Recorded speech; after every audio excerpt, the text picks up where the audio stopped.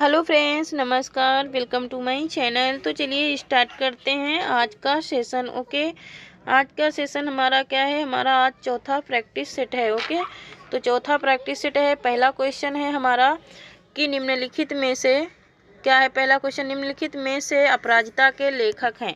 अपराजिता के लेखक कौन है? तो इसका राइट आंसर हो जाएगा हमारा क्या है? रामेश्वर शुक्ल अंचल है। ओके, नेक्स्ट क्वेश्चन है हमारा क्वेश्चन नंबर 2 है, निर्मल वर्मा का चर्चित कहानी संग्रह है। तो निर्मल वर्मा का चर्चित कहानी संग्रह कौन है? तो परिंदे है। ओके, परिंदे निर्मल वर्मा का चर्चित कहानी संग्रह है। ओके, नेक्स्ट क्वेश्चन है क्वेश्चन नंबर 3 है, अस्मत् शब्द के तृतीय विभक्ति के रूप हैं। अस्मत् शब्द के तृतीय विभक्ति के रूप हैं। तो यहाँ पर मया, आवाभ्याम और अस्माभि ये किसके? अस्मत् शब्द के तृतीय विभक्ति के रूप हैं। ओके, नेक्स्ट क्वेश्चन है हमारा क्वेश्चन नंबर 4 है, अनुदिनम में कौन सा समास है? अनुदिनम में कौन सा समास है? तो यहाँ पर उपसर्ग, जहाँ पर क्या लग जाए? जहाँ पर उपसर्ग लग जाए, जहाँ पर उपसर्ग लग जाए शब्द के आगे और जहाँ पर अव्यय लग जाए, जिन शब्दों में अव्यय लगे हों वो क्या होते हैं? अव्ययी भाव समास होते हैं। ठीक है, तो यहाँ पर यह इसमें अनु उपसर्ग लगा है, इसलिए ये कौन सा समास है? अव्ययी भाव समास है। ओके, नेक्स्ट क्वेश्चन है हमारा क्वेश्चन नंबर 5 है, मानक भाषा किसी भाषा का वह रूप होता है जिससे उस भाषा का सम्मान बढ़ता है। उस भाषा का सम्मान बढ़ता है। भिन्न भिन्न भाषा क्षेत्रों में उसका एक रूप समान रूप से प्रामाणिक माना जाता है और वही तदानुरूप प्रयुक्त होता है। तो राइट आंसर हमारा ऑप्शन नंबर क्या हो जाएगा? बी हो जाएगा। बी हमारा राइट आंसर हो जाएगा। ओके, नेक्स्ट क्वेश्चन है हमारा, द्विवेदी युग के संपूर्ण प्रतिनिधि कवि हैं। द्विवेदी युग के संपूर्ण प्रतिनिधि कवि कौन है?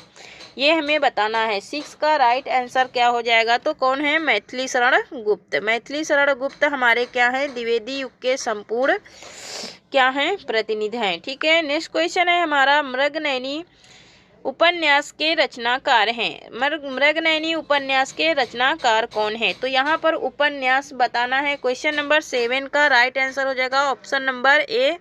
कौन है? वृंदावन लाल वर्मा। वृंदावन लाल वर्मा है मृगनयनी के क्या? मृगनयनी उपन्यास के क्या? रचनाकार। ओके, नेक्स्ट क्वेश्चन है हमारा 8 नंबर क्वेश्चन है कि श्री वैकुंठेश्वर समाचार प्रकाशित होता था। वैकुंठेश्वर समाचार जो था वो कहाँ से प्रकाशित होता था? तो ये हमारा कहाँ से होता था? मुंबई से होता था। मुंबई से ये प्रकाशित होता था।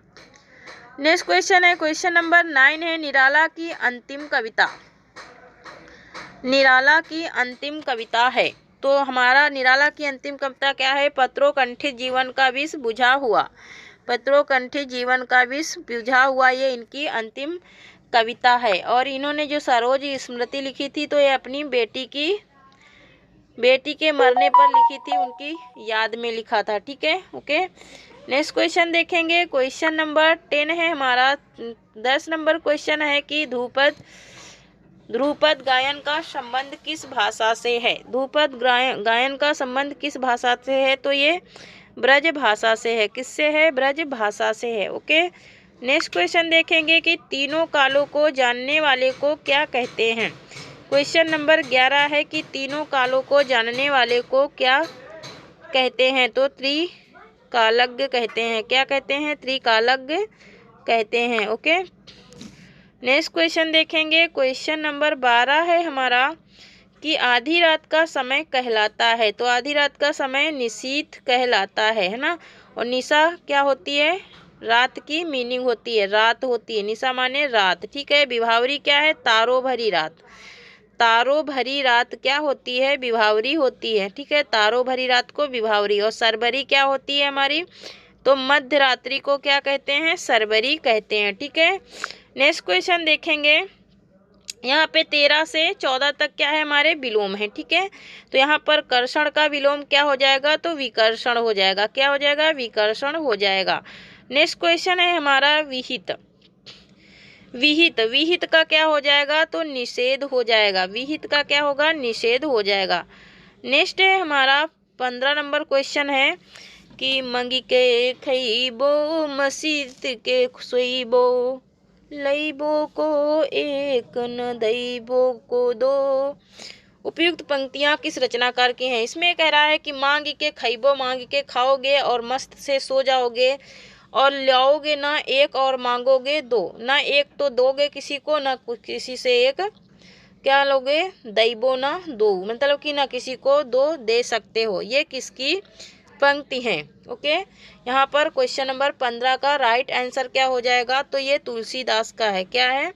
ये तुलसीदास की क्या है? पंक्तियां हैं। ओके, नेक्स्ट क्वेश्चन है हमारा क्वेश्चन नंबर 16 है, अनारो किसका उपन्यास है?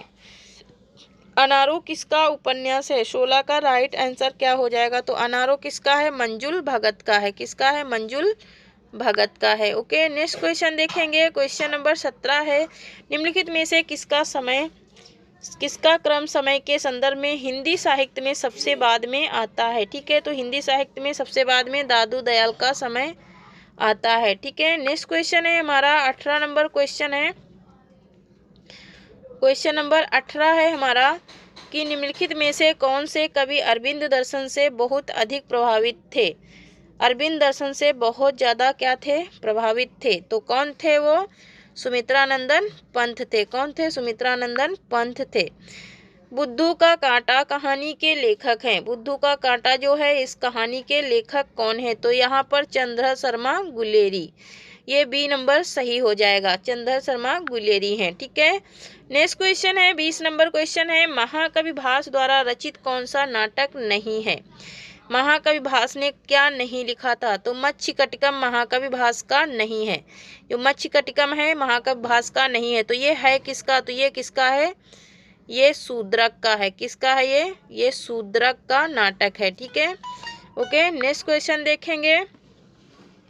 क्वेश्चन नंबर 21 है कि निम्नलिखित में से कंठवर्ण है, कंठवर्ण कौन सा है? तो यहाँ पर जो ऑप्शन नंबर बी है आ, ठीक है, आ, तो ये कंठवर्ण होते हैं। और क्या होते हैं? का खा गा घा होते हैं। ठीक है, और ये अंगा को क्या बोलते हैं? पंचम वर्ण बोलते हैं। ठीक है, नेक्स्ट क्वेश्चन है हमारा, हिंदी वर्णमाला में ऊष्म व्यंजन कौन सा है? तो यहाँ पर जो ऑप्शन नंबर डी है सा, ठीक है, ऑप्शन नंबर डी है सा हा। इन्हें स्पर्शी व्यंजन भी कहते हैं। क्या कहते हैं? इन्हें स्पर्शी व्यंजन भी कहते हैं। स्पर्शी व्यंजन भी इन्हें कहते हैं। ठीक है, नेक्स्ट क्वेश्चन है हमारा 23 नंबर क्वेश्चन है। 23 नंबर क्वेश्चन है, नीचे दी गई पंक्तियों में कौन सा रस है? नीचे दी गई पंक्तियों में कौन सा रस है? ऑप्शन है क्वेश्चन नंबर 23। क्वेश्चन नंबर 23 में रस बताना है। प्रीतम हम में चित तिय पानी, पारस सुख पाए जानी पछी छानी, अनजान लो नेक न होत लखाए। यहाँ पर कह रहे प्रीतम हम मीचित तिय पानी, मतलब कि कह रहे हैं कि हम तुमको क्या कर रही हूँ? मिस कर रही हूँ, याद कर रही हूँ। तो यहाँ पर कौन सा अलंकार हो जाएगा? सॉरी, यहाँ पे कौन सा रस हो जाएगा? तो यहाँ पर हमारा रस हो जाएगा क्या? श्रृंगार रस, है ना। यहाँ पर प्रेम की बात हो रही है तो यहाँ पर श्रृंगार रस हो जाएगा। हाँ, नेक्स्ट क्वेश्चन है हमारा 24 नंबर क्वेश्चन है, समय सिंधु चंचल है भारी। तो यहाँ पर समय सिंधु चंचल है भारी, तो यहाँ पर समय की तुलना रूप से हो रही है और बिना आरोप के हो रही है ना, बिना आरोप के हो रही है, तो ये रूपक अलंकार हो जाएगा। जो जो बूढ़े श्याम रंग त्यो त्यो उज्जवल होए, इस पंक्ति में अलंकार बताना है। तो इसमें अलंकार क्या है? श्याम के प्रति विरोध की बात की जा रही, तो विरोधाभास अलंकार हो जाएगा। ठीक है, नेक्स्ट क्वेश्चन है, बड़े नहु जय गुगन बिनु बीरद बड़ाई पाए, कहत धतूरे सो कनक गहनो गढ़ो न जाए। यहाँ पर कौन सा अलंकार है? तो यहाँ पर क्या है? अंत्यांशम अलंकार है, अर्थात तरम से अलंकार है। ठीक है, नेक्स्ट क्वेश्चन है हमारा क्वेश्चन नंबर 27 है। क्वेश्चन नंबर 27 है कि चरणों में वर्णों की संख्या कम से अधिक के आधार पर इन वर्णिक छंदों में क्या होती है? अनुक्रम सही अनुक्रम है। तो यहाँ पर सही अनुक्रम किसका होता है? पहला होता है इंद्रवजा, वसंत तालिका, मंदकांता, शार्दूल या फिर की विकृति, यही होता है क्या, इनका अनुक्रम, यही इनका सही अनुक्रम होता है। ठीक है, नेक्स्ट क्वेश्चन है हमारा 28 नंबर क्वेश्चन है, निम्नलिखित में से किसे काव्य छंद कहा गया है। तो यहाँ पर काव्य छंद किसको कहा गया है, मनहर को काव्य छंद कहा गया है। ये मनहर जो छंद होता है इसमें काव्य की अनुभूति होती है, काव्य से ही ये बना होता है, मतलब एक कविता होती है उसमें ये मनहर छंद पाया था। बाल समय रवि भक्ष लियो, तब तीनों लोक भयो अधियारो।